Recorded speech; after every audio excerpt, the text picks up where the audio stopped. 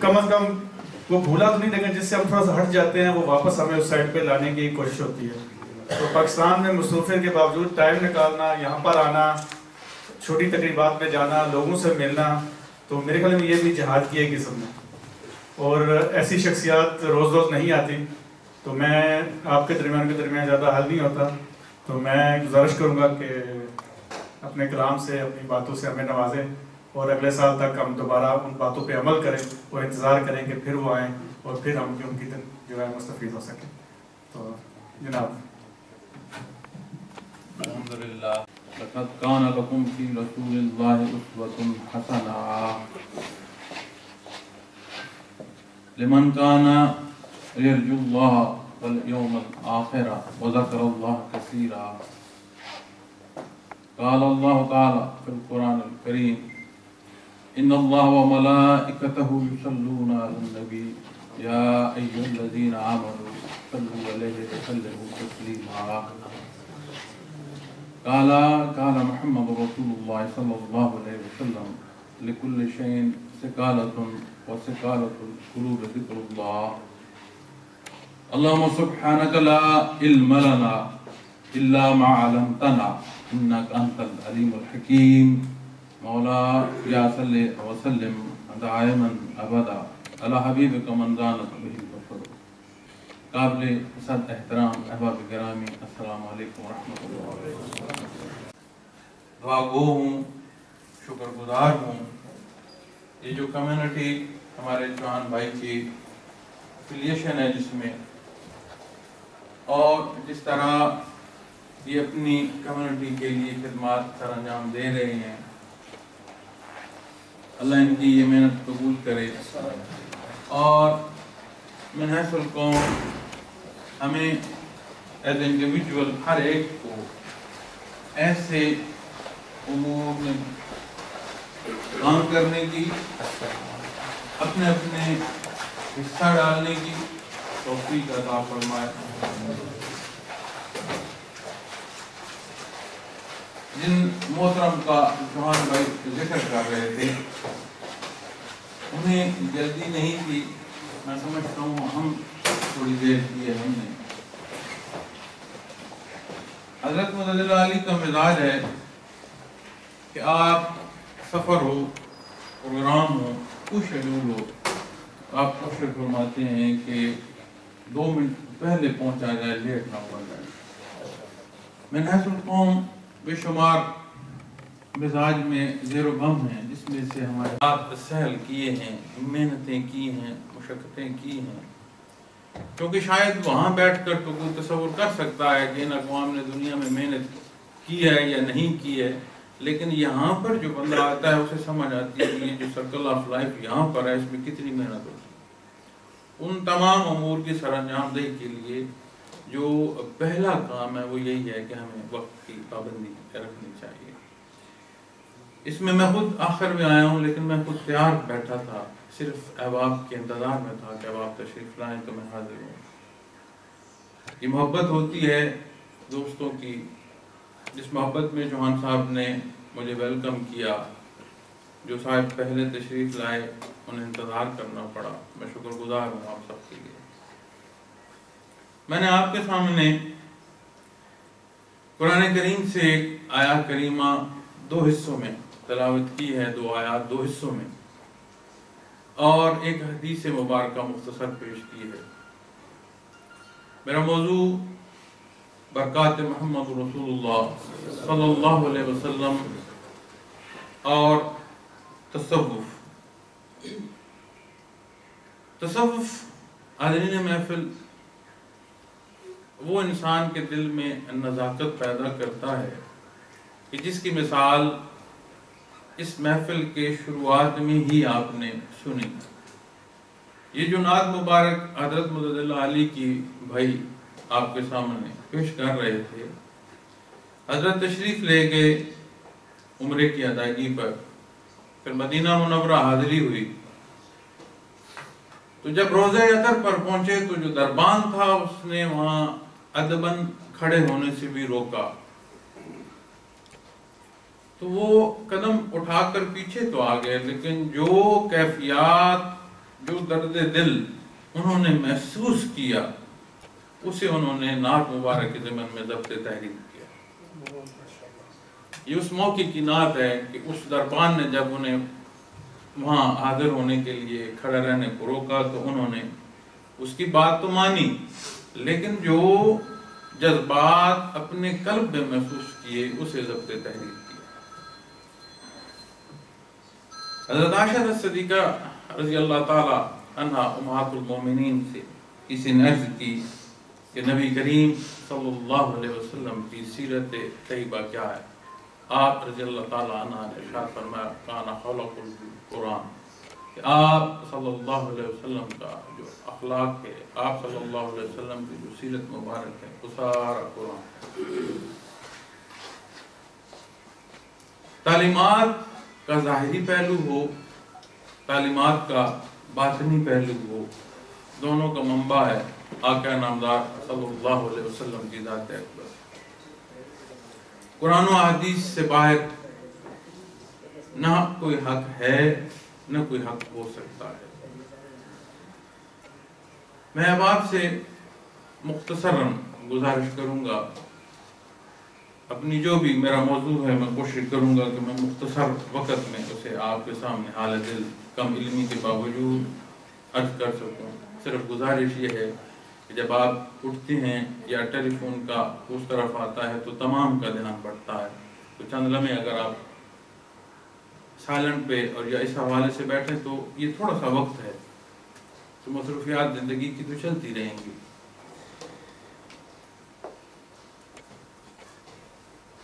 میں تعلیمات کے حوالے سے عرض کر رہا تھا کہ نبی کریم صلی اللہ علیہ وسلم کی تعلیمات کے دو پہلو ہیں، ایک ظاہری پہلو ہے اور ایک باطنی پہلو۔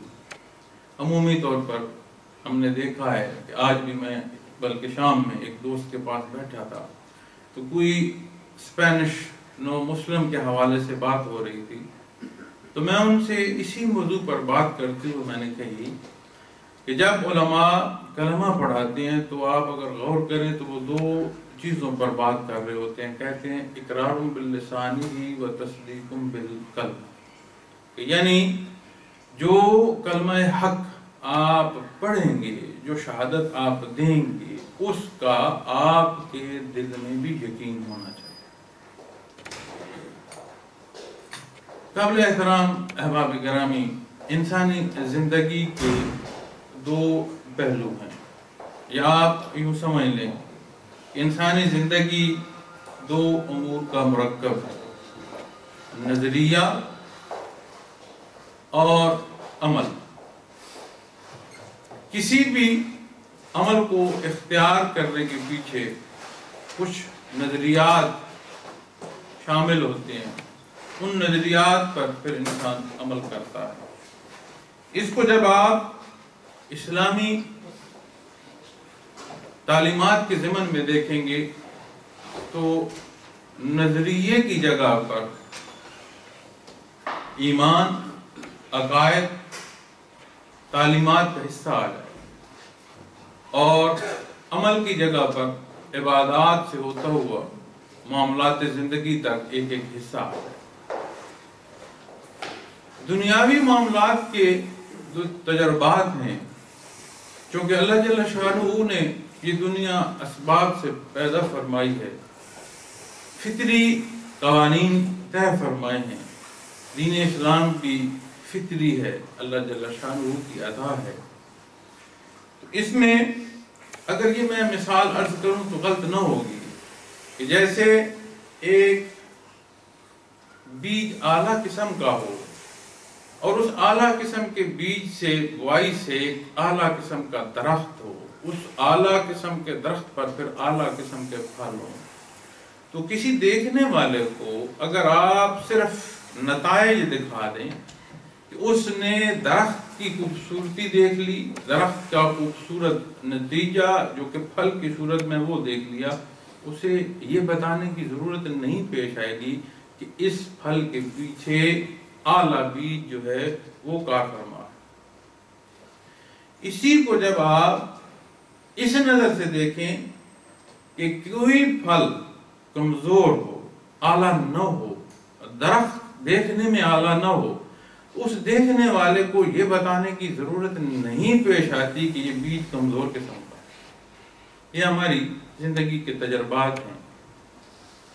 جب آپ اس کو اسلامی حوالے سے اسی مثال کو اپنی زندگی پر لائیں گے، تو جب میں اپنی زندگی میں نکلتا ہوں، معمولات زندگی اختیار کرتا ہوں، تو اس میں اعلیٰ میرے ایمان عبادات کے بعد اعلیٰ جو بات معاملات میں آئے گی، ساری کی ساری وہ آئے گی جو تعلیمات محمد رسول اللہ صلی اللہ علیہ وسلم کے مطابق۔ جب میں کوئی عمل اختیار کرتا ہوں اور اس عمل میں یہ خیال نہیں رکھتا کہ میرا یہ عمل اللہ اور اس کے حبیب کی پسند کے مطابق نہیں ہے، اعلیٰ نہیں ہے، کمزور ہے، صحیح نہیں ہے، غلط ہے، اور میں اپنی معمولات زندگی میں اس نہج کو اختیار کیے جاتا ہوں، تو جب اس عمل کو دیکھ کر موازنہ کیا جائے گا کہ اس کی وجوہ کیا ہے، کیا وجہ ہے جس وجہ سے یہ عمل ناقص انداز میں جا رہا ہے، تو پھر سمجھ آئے گی کہ اس کے پیچھے جو محرک ہے ایمان، وہ مضبوط نہیں ہے، اس میں کمزوری ہے۔ چونکہ ایمان قابل احترام احباب گرامی کوئی سالڈ چیز نہیں ہے، ایمان ایک کیفیت ہے، اور کیفیات کا مسکن جو ہے وہ انسانی قلب۔ جب بات تعلیمات کی آتی ہے تو تعلیمات کے ساتھ ہم عمومی زندگی میں بھی دیکھتے ہیں کہ بچے کو جب پڑھایا جاتا ہے، اسے سارا پڑھانے کے بعد پھر پریکٹیکل میں بھیجا جاتا ہے۔ اس پڑھائی میں کیا تمہیں اطلاع دی گئی، تمہیں علم کی خبر کیا ہے، اس خبر پر جب اس کا یقین آتا ہے اس تجربے سے، تو پھر وہ علم حقیقی طور پر وہ حاصل کرتا ہے، وگرنہ اس کی حیثیت اس کے نزدیک ایک خبر کی رہتی ہے۔ اسی طرح کا دینی علم کے حامل ہستی ہے، اس کے الفاظ کو ہم سمجھ سکیں، کیونکہ جب علم کی ایک سطح سے انسان اوپر جاتا ہے علوم میں، تو اس کی انداز، اس کے گفتار، اس کی تحریر، اس سے علم حاصل کرنے کو پھر ایک علمی استعداد درکار ہوتی ہے۔ تو میں نے عموماً جب بھی دیکھا ہے، سوالات میں سنا ہے، جوابات میں لوگ فرما رہے ہوتے ہیں، تحریر دیکھی ہے ٹیلی ویژن پر، اخباروں میں، مختلف رسائل میں، تو جب تصوف پر بات کی جاتی ہے تو تصوف کو تشریح کرتے ہوئے اس انداز میں بیان کر دیا جاتا ہے کہ عمومی سمجھ سے بالا تر آ جاتی ہے۔ بڑی سمپل، بڑی سادہ جو بات ہے کہ جیسے میں نے عرض کیا نا، اقرار باللسان ہی و تصدیق بالقلب، کہ جس نے کلمہ پڑھا کہ لا الہ الا اللہ محمد رسول اللہ صلی اللہ علیہ وسلم، اس پر اس کے دل کا یقین ہونا، یہ ہے شعبہ کیفیات محمد رسول اللہ صلی اللہ علیہ وسلم۔ اور دونوں پہلو دین اسلام کے، ظاہر کا اور باطن کا، یہ دونوں پہلو آقا نامدار صلی اللہ علیہ وسلم کی ذات اقدس سے چلتے ہیں۔ آپ کی ذات سے باہر نہ کوئی حق ہے، نہ کوئی حق ہو سکتا ہے۔ فضاؤں میں بھی اگر کوئی اڑتا ہوا ہے، ما فوق الفطرت اس کے اسباب بنا رہا ہو، یقین رکھیے کہ اس کا جو پیمانہ ہے ماپ کا، وہ بھی یہی ہے کہ کیا اس کی زندگی یا اس کی گفتگو یا اس کی باتیں قرآن و سنت کے مطابق ہیں یا نہیں۔ اگر قرآن و سنت کے مطابق نہیں ہیں تو حاضرین محفل وہ کچھ بھی ہو سکتا ہے، ولی اللہ نہیں۔ اس کے قلب میں کیفیات محمد رسول اللہ صلی اللہ علیہ وسلم سے حاصل کردہ روشنی نہیں ہو سکتی، کیونکہ آپ صلی اللہ علیہ وسلم کی ذات اقدس سے جن ہستیوں کو روشنی نصیب ہوتی ہے، جن قلوب کو اللہ جل شانہ روشن فرماتے ہیں، ان کی مثال ثم تلیل جلودہم وقلوبہم الی ذکر اللہ، ان کے ظاہر سے لے کے یہاں کھال، ظاہری کھال سے لے کر نیا خانے دل تک ایمان رچ بس جاتا۔ آپ حیات طیبہ کے دو حصے، یوں تو نبی کریم صلی اللہ علیہ وسلم کی ذات اقدس وہ ذات ہے، خالق نے آپ کی ذات وہ تخلیق فرمائی ہے، ایسی کوئی ذات نہیں تخلیق۔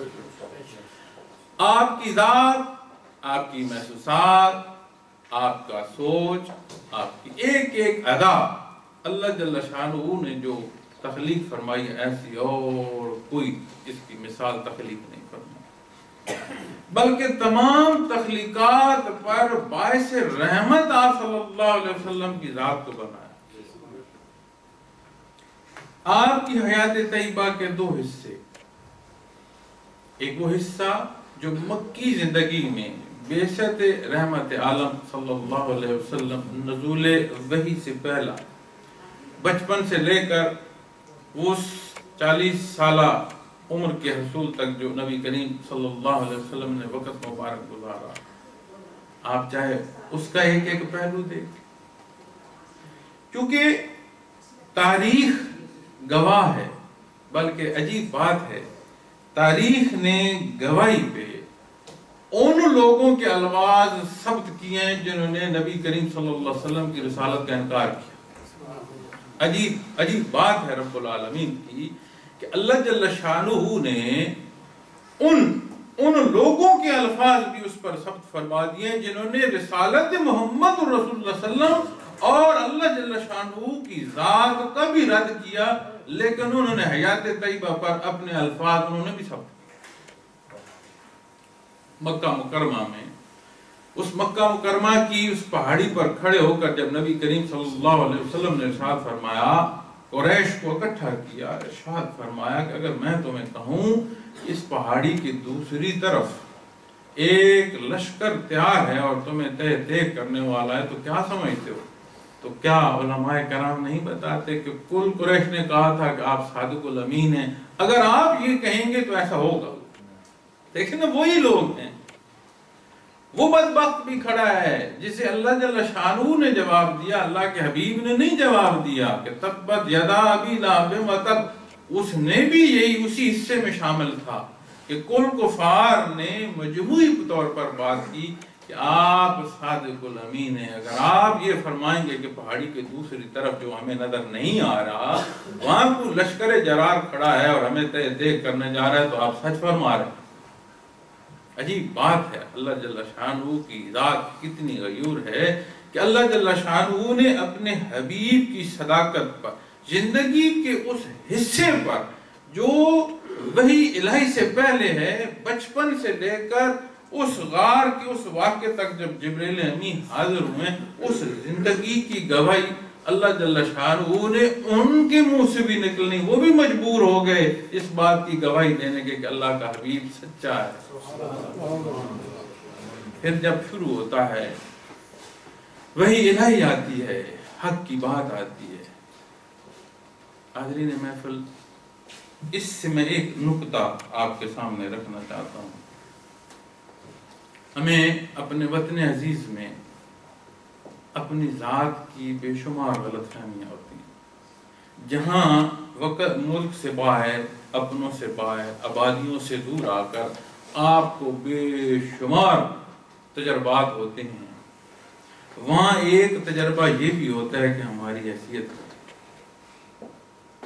کتنے دوست ہیں جنہوں نے مجھے یہاں کے حالات ایسے بھی بتائے کہ جب ہم آئے تو کیسی مشکلات سے گزرے، یعنی ایسے حالات بھی آئے کہ جہاں زندگی کی بھی جمع تفریق کی بات آ گئی کہ پتہ نہیں اب یہاں بچتے بھی ہیں کہ نہیں بچتے۔ آپ مجھ سے بہتر جانتے ہیں، آپ لوگوں نے وہ تکالیف دیکھی ہوں گی۔ آج جو کسی اچھی جگہ، کسی اچھے مقام، کسی اچھے کاروبار پر بھی ہیں تو وہ آتے ہوئے اسی حیثیت پر نہیں آ گئے، تو انہوں نے محنتیں کی ہیں، اللہ نے مہربانی فرمائی ہے، انہیں وہاں موقع ملے۔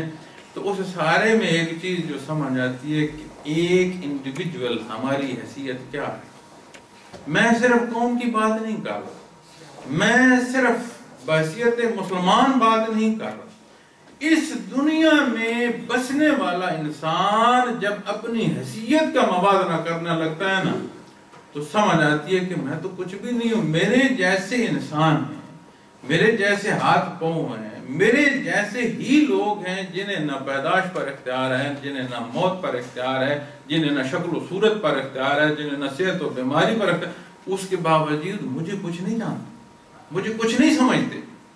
میں حیران تھا، وہ دوست بات کر رہے تھے، وہ ناروے میں بیٹھا تھا، تو کوئی بات کسی حوالے سے تو مجھے ایک ساتھی کہہ رہا تھا کہ بھائی جان اگر قانون کے تحت چلتا ہوا کوئی بندہ کوئی تسلی یا کوئی کہیں سے سہولت حاصل کر لے تو ٹھیک، اگر اس نہج پر نہیں آئے گا تو سڑک کنارے بھوکا مر سکتا ہے، اسے پانی کو نہیں دے، اس لائن پر نہیں آئے گا۔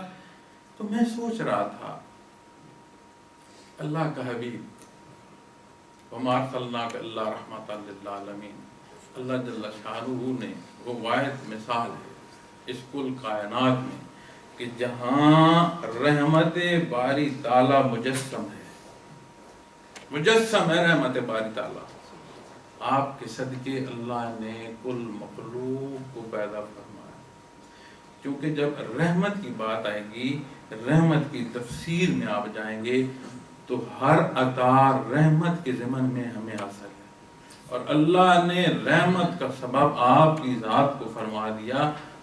تو میں نہیں، مسلمان نہیں، انسان نہیں، کل مخلوق فقط ذات خالق کی ایک بچتی ہے، باقی جو کچھ ہے وہ مخلوق ہے۔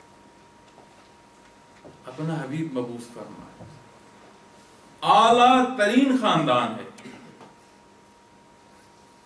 اور جب اللہ کا وہ حکم جو اللہ نے میرے لیے اور آپ کے لیے پسند فرمایا اس کی تبلیغ شروع کی، تو پھر مکی زندگی کے علماء کیا حالات بتاتے ہیں۔ بعثت محمد رسول اللہ صلی اللہ علیہ وسلم بحیثیت بندہ مومن اور تعلق جو اللہ نے ہمیں آپ صلی اللہ علیہ وسلم کی ذات سے عطا فرمایا، پھر آپ نے ایمان، عبادات، معاملات۔ عجیب بات ہے کہ ہمیں وہ حیثیت جو تھوڑی لمحے میں نے پہلے بات کی کہ ہمیں ایسے حالات اس دنیا میں بھی پیش آ جاتے ہیں کہ ہمیں سلام دینا گوارا کو نہیں کرتا۔ آپ دوستوں کی محبت ہے کہ آپ دوستوں نے اتنا احترام کیا، محبت سے آپ نے مجھے ویلکم کیا، لیکن میں اپنی زندگی کے تجربات کو جب دیکھتا ہوں تو اس پر سوچتا ضرور ہوں، چاہے اس سے میں کتنا حاصل کر سکتا ہوں، لیکن اپنی ذہنی استعداد کی اس پر دسترس پر سوچتا ضرور ہوں۔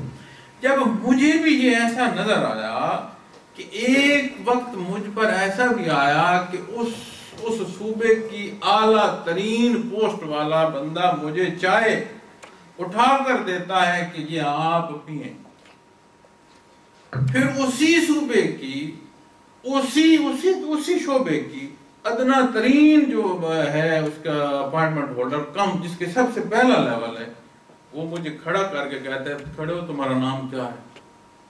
میری کیا حیثیت ہے؟ اللہ جل شانہ کی تقسیم، ہم وہ بندے، اور اللہ جل شانہ نے ہمیں اپنی رضا کے حصول کے لیے جو طریقے، جو ذریعے عطا فرمانے تھے اس کے لیے مبعوث فرمائی وہ ذات جس کے صدقے تمام مخلوق ہے۔ دیکھو نا، ایک ماں سے کبھی پوچھنا، ہمارے گھروں میں یہ تجربہ گاہ موجود ہے کہ اپنی اولاد سے جو پیار کرتی ہوں اسے مجھے معاف کرو۔ کوئی ماں، میں دعوے سے کہہ رہا ہوں، کوئی ماں یہ معاف کر کے دے دے جس پیمانے میں بھی کرنا چاہتی ہے، جس معاف کے پیمانے کو وہ پسند کرتی ہے اس میں یہ پیمانہ کر دے کہ وہ اپنی اولاد کو کتنا پیار کرتی ہے۔ حجاج بن یوسف جیسا بندہ جب قریب المرگ ہوا تو اس کی ماں روئی، اور اس نے پوچھا ماں کیوں روتی ہو؟ بے شمار مخلوق آئی ہے، آج حجاز کا وقت آ رہا ہے تو کیوں روتی ہے؟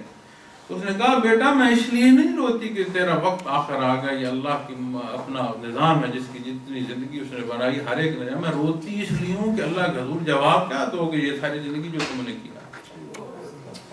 تو اس نے کہا ماں چھوڑ، رونا چھوڑ، مجھے ایک جواب دے، اگر قیامت کے دن اللہ جل شانہ میرا حساب تیرے ہاتھ میں دے دے، کیا فیصلہ کرے گی؟ انہوں نے کہا میں تو میرا بیٹا ہے، میں تو تجھے بخش دوں گی۔ میں نے کہا چھوڑ مائے پھر نہ رو۔ وہ کہتا ہے میں اپنی مخلوق کو 70 ماؤں سے زیادہ پیار کرتا ہوں، تو ایک ماں مجھے بخش دے گی، وہ 70 ماؤں سے زائد جو ہستی پیار کرتی ہے وہ مجھے سزا دے گی، چھوڑ نہ رو۔ لیکن اللہ کی یہ عطا جو اللہ نے نبی کریم صلی اللہ علیہ وسلم کو مبعوث فرمایا، آپ صلی اللہ علیہ وسلم کی خدمت میں ایک جن حاضر ہوئے، آپ کو حضرت موسیٰ علیہ السلام کا سلام پیش کیا۔ آپ نے اس سے پوچھا کہ تمہاری اتنی لمبی عمر ہے، کتنی تمہاری عمر ہے؟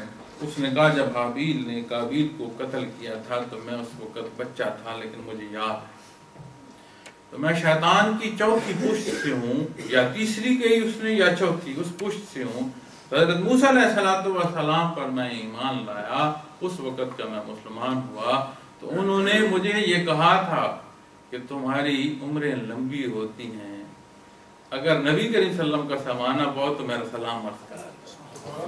انبیاء اور رسول جو اس ہستی کی حیثیت کا اندازہ اللہ نے جنہیں عطا فرمایا، وہ اپنی نبوت اس دائر دنیا میں ہوتے ہوئے اسی خواہش پر تھے کہ کاش ہمیں اللہ جل شانہ امت محمد اور رسول اللہ صلی اللہ علیہ وسلم کا فرد بنائے۔ پھر جب یہاں بات آئے گی، محفل سجیں گی، سیرت طیبہ پر بات ہوگی، تو پھر کیا تصوف کا موضوع عام ہوگا جو اس محبت کا ادراک دے گا؟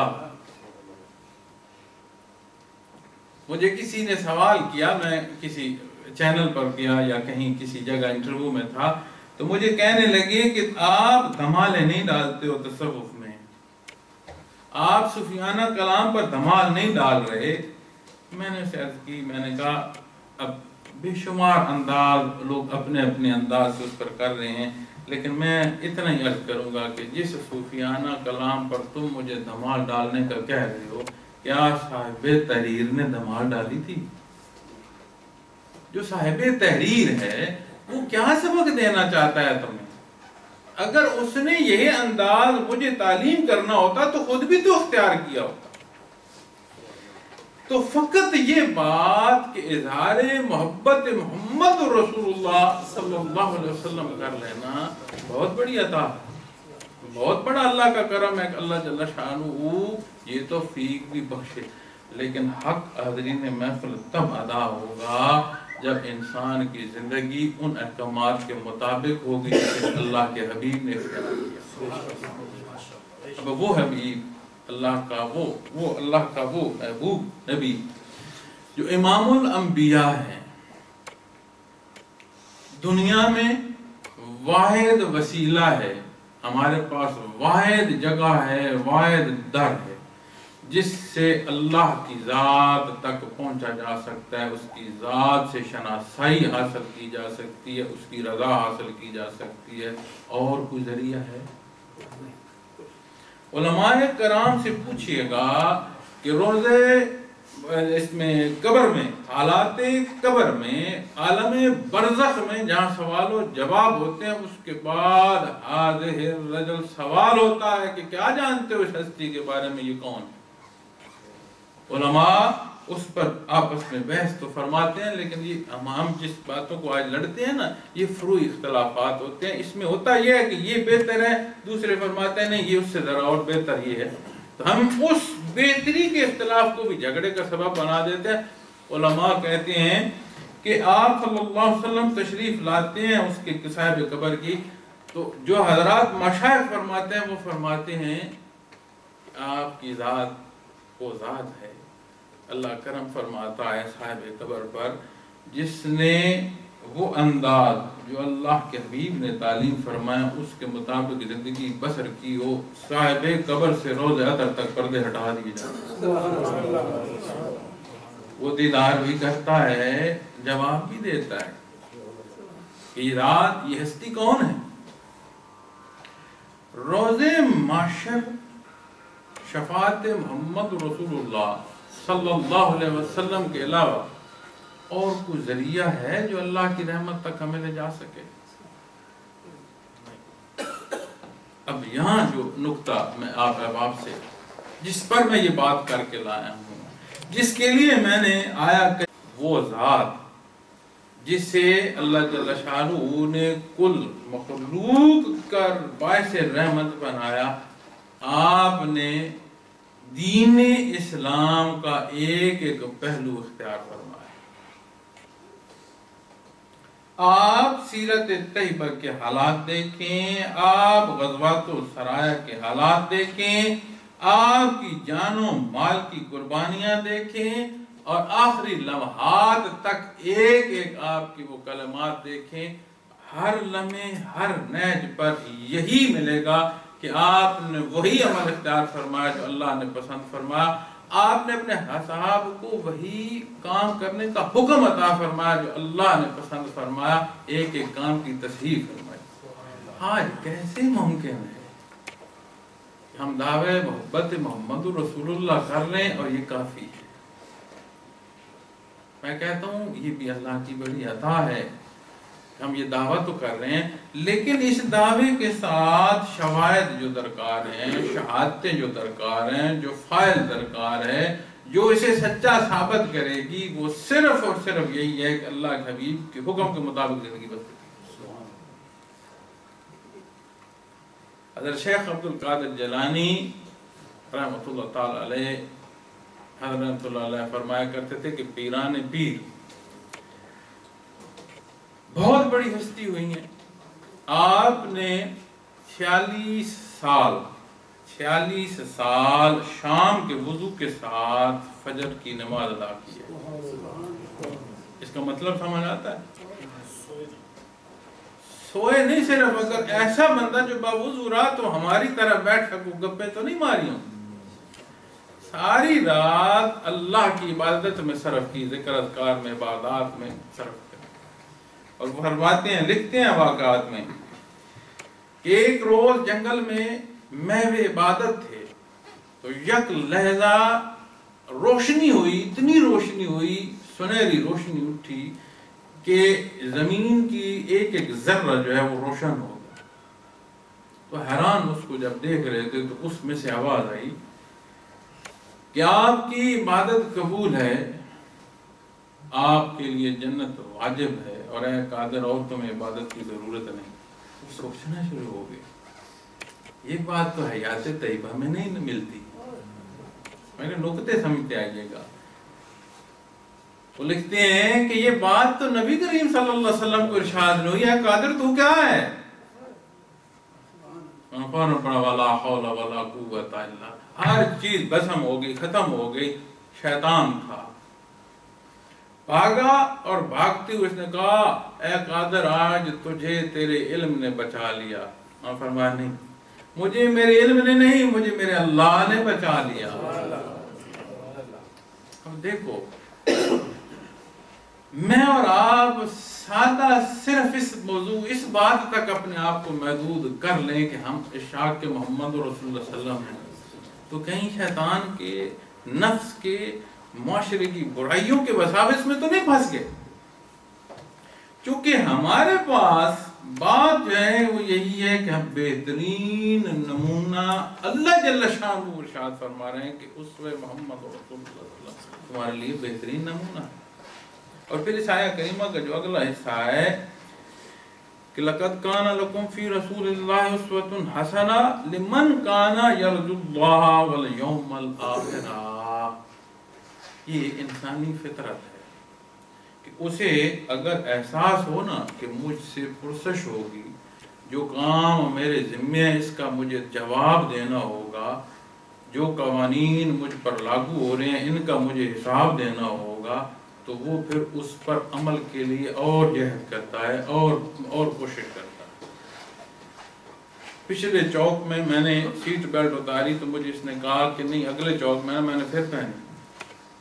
مجھے اندازہ تھا کہ اگر اس چوک میں کوئی پولیس مین ہوگا تو روکے گا، میں جس پروگرام پر جا رہا ہوں وہ رہ جائے گا، میں کسی اور مسئلے میں پھنسا رہوں گا۔ کیوں؟ مجھے پتہ ہے کہ اس کا عمل ہوگا، اس پر پر، اگر مجھے یہ پتا ہوتا کہ کوئی نہیں عمل ہونا اس قانون پر، تو میں پچھلے چوک میں خیر یار 2 چوک جانا ہے، کیا فرق پڑتا ہے، اس کے بغیر چلا جائے۔ یہ جو شرائط ایمان میں آخرت کا حساب کتاب کا ایمان کا حصہ ہے، یہ جب توانا جب مضبوط ہوتا ہے یہ حصہ، تو انسان ایک ایک قدم پھونک کر رکھتا ہے۔ وہ سوچتا ہے کہ میری زندگی کا کوئی عمل ایسا نہ ہو جو اس روز مجھے جس کا حساب دینا پڑے۔ یہ جو لکھ رہے ہیں، یہ جو لکھی جا رہی ہیں، کیا یہ ہمارے ایمان ہمارے عقیدے کا حصہ نہیں ہے کہ ہماری تحریریں لکھ رہے ہیں اللہ کے فرشتے؟ روز محشر یہ کتابیں جو ہم اپنے کردار سے تحریر کروا رہے ہیں ہمارے ہاتھوں میں ہوں گے۔ نبی کریم صلی اللہ علیہ وسلم نے ارشاد فرمایا کہ اللہ اس دن معاف فرمائے، کسی کے الٹے ہاتھ میں اگر کتاب دے دی گئی اسے غضب الہی سے کوئی نہیں بچا سکتا۔ میرا مقصد یہ نہیں ہے، اللہ کی ذات رحیم ہے، کریم ہے۔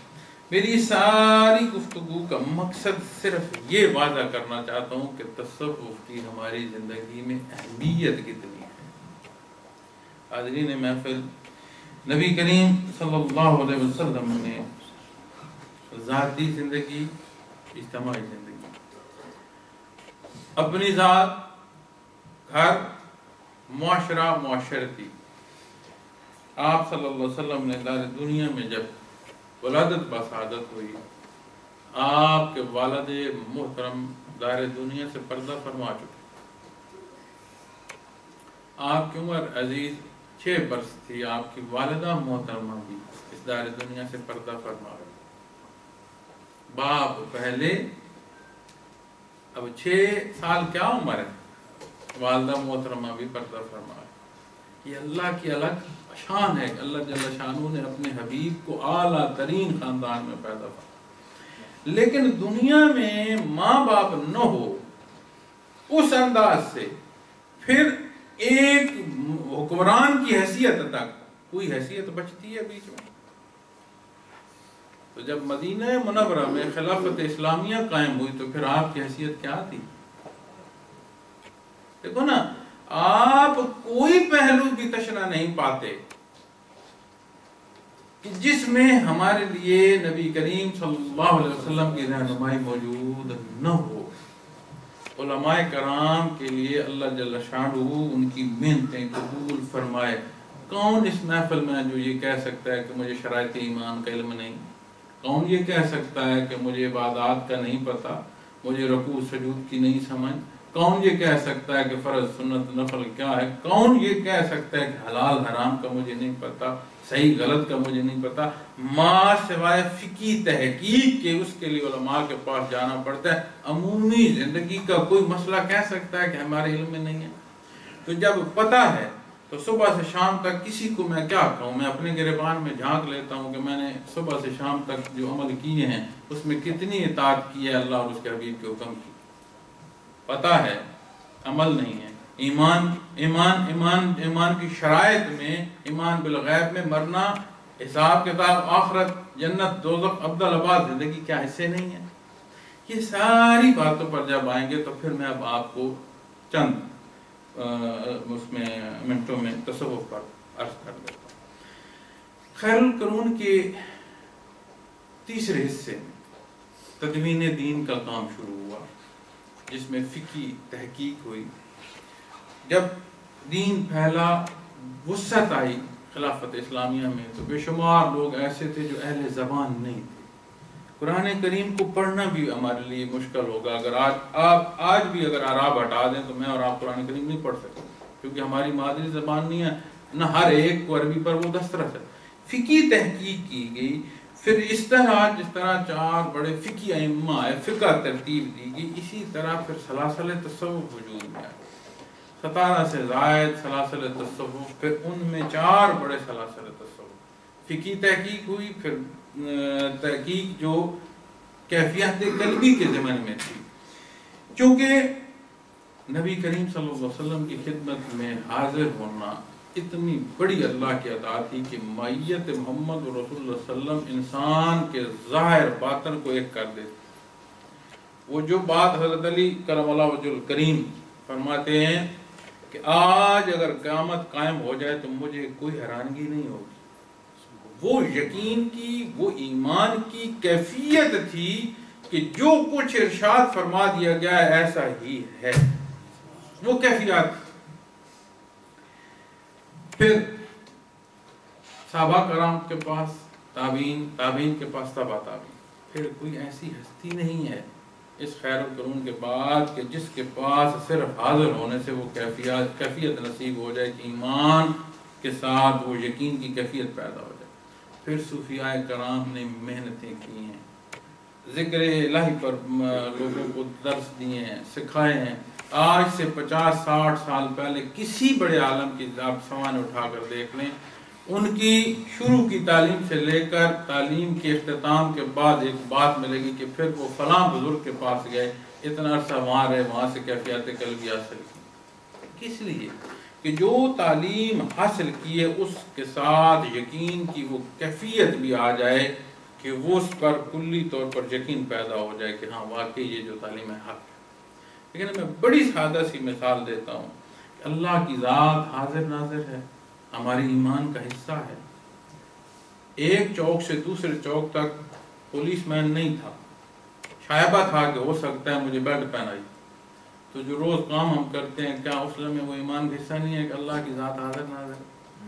ساتھ درکار ہے وہ یقین کی کیفیت. اور حاضرین محفل آپ جہاں بیٹھے ہیں، مجھے دکھ ہوتا ہے ان لوگوں کے ان امور سے جو نہ صرف انفرادی طور پر آپ کی ذات پر اثر پڑتا ہے ان کے اقدام سے، بلکہ اجتماعی طور پر امت مسلمہ پر بدنامی کے دعوت.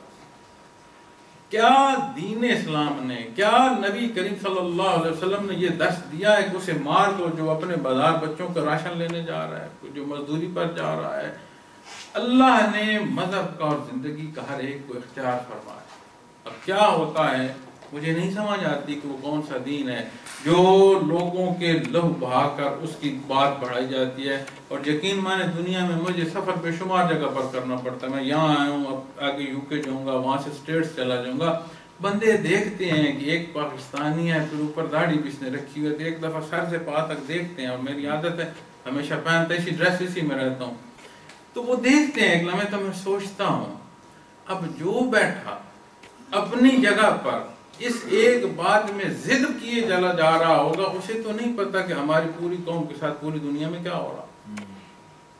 نہ اس نے آنا، نہ اس نے دیکھنا، نہ اس نے فیس کرنا، بھگتنا تو اس نے جیسے آپ بیٹھے.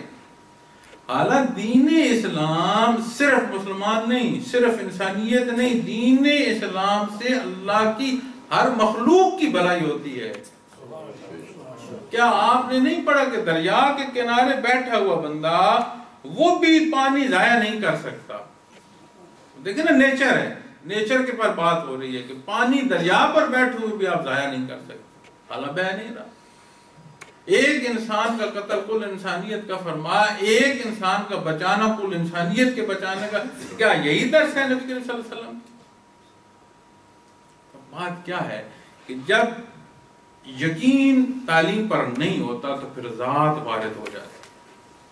تصوف جو حاصل دیتا ہے انسان کو، ذات کی نفی دیتا ہے. بندہ کہتا ہے میں کچھ نہیں ہوں، جو کچھ ہے میرا رب العالمین، میں کچھ نہیں ہوں. جب میں کچھ نہیں رہتی تو پھر اس کے عمل، اس کی ایک ایک بات، اس کا بولنا، اس کی ایک ایک حرکت اس حکم کے مطابق ہوتی ہے جسے نبی کریم صلی اللہ علیہ وسلم نے تعلیم دی. تصوف یہ کرتا ہے.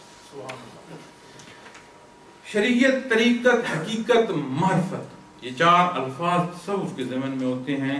شریعت کل مجموعہ احکام ظاہری و باطنی مترادف ہے فقہ کے. طریقت عربی کا لفظ ہے، طریق رستے کو کہتے ہیں، یعنی وہ رستہ اختیار کرنا جس سے دین اسلام تک انسان حقیقت میں پہنچ سکے.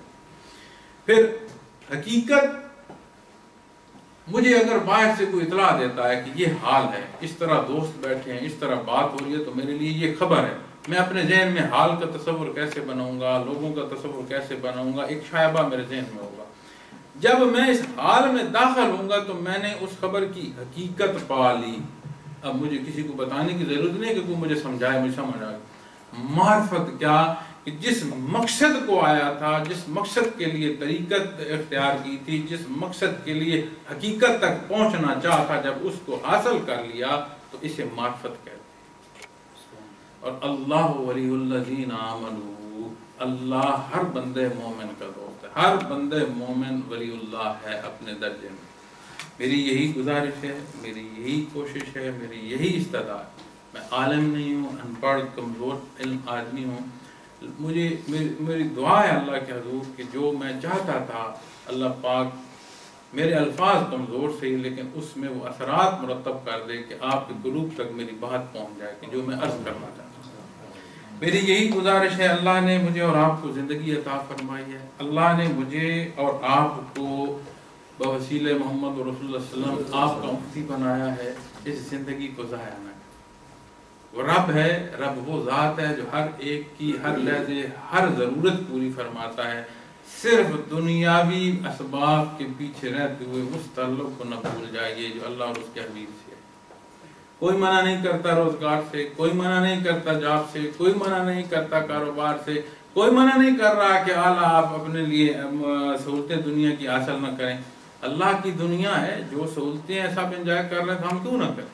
اچھا کھائیں، اچھا پہنیں، اچھے انداز سے زندگی اچھے لیول پر بسر کریں، لیکن کسی سے چھین کر جو اصول جو ضوابط اللہ اور اس کے حبیب نے بنائے اس کے مطابق زندگی بسر کریں۔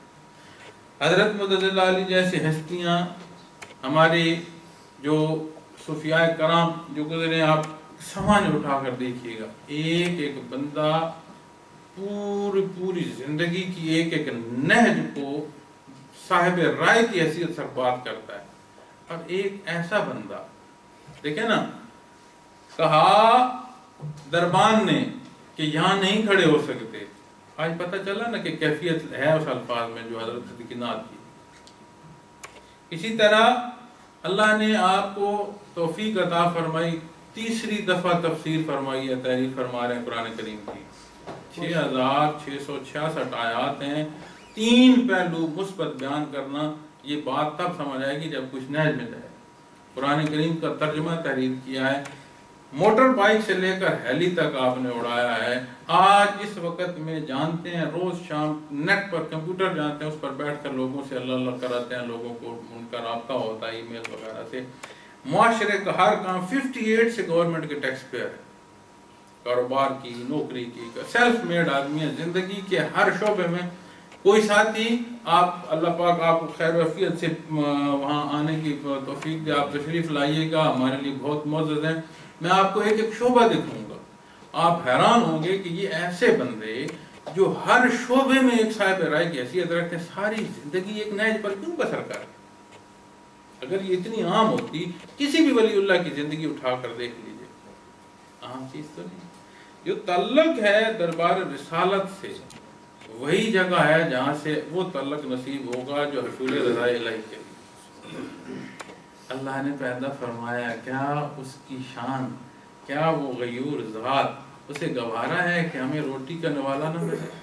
کیا ان کی روٹی بند ہو گئی ہے جو اس کی ذات کو انکار کر رہے ہیں، جو ہماری بند ہو جائے؟